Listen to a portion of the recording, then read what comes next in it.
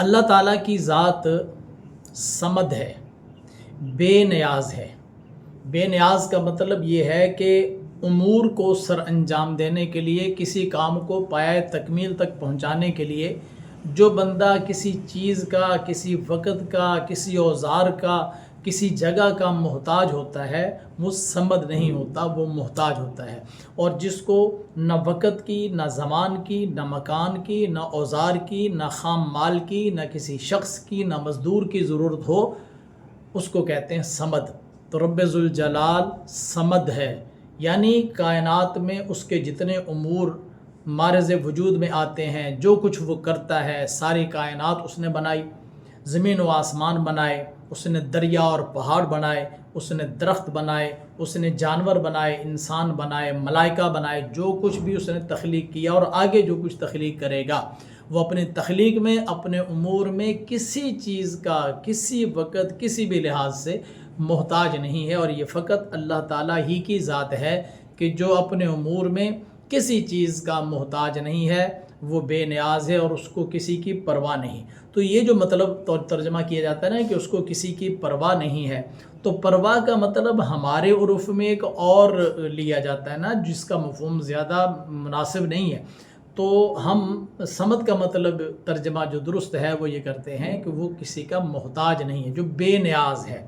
اور انسان نیاز مند ہے، انسان محتاج ہے۔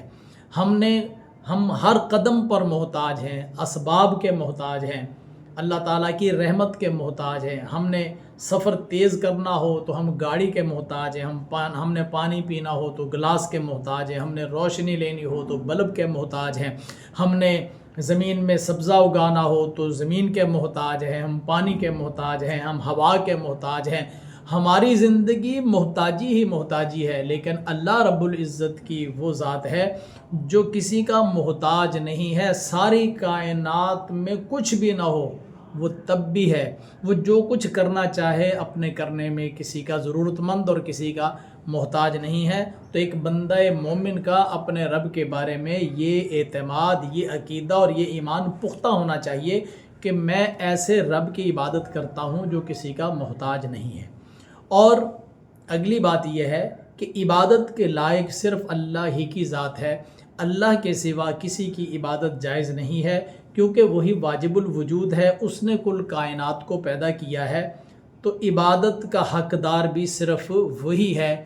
جس نے اللہ کے سوا کسی کو پوجا، کسی کی عبادت کی، تو اس کا ایمان یعنی اس نے اگر پہلے سے ایمان رکھا ہوا ہے اور پہلے سے مومن ہے، تو غیر اللہ کی عبادت کر کے بندہ ایمان سے خارج ہو جاتا ہے۔ اور جو بندہ پہلے سے ہی غیر اللہ کی عبادت کرتا ہو، تو وہ اگر وہ چاہے کہ میں عبادت تو غیر اللہ کی کرتا ہوں، یعنی وہ کسی بت کو پوجتا ہے، کسی درخت کو پوجتا ہے، اور اس کی خواہش ہے کہ میں اس درخت کو پوجتا رہوں اور میں مسلمان بھی ہو جاؤں، تو ایسا نہیں ہوتا۔ محبت ایک سے نبھتی ہے، دو سے نہیں نبھتی۔ انہیں کس دل میں رکھو گے، ہمیں کس دل میں رکھو گے؟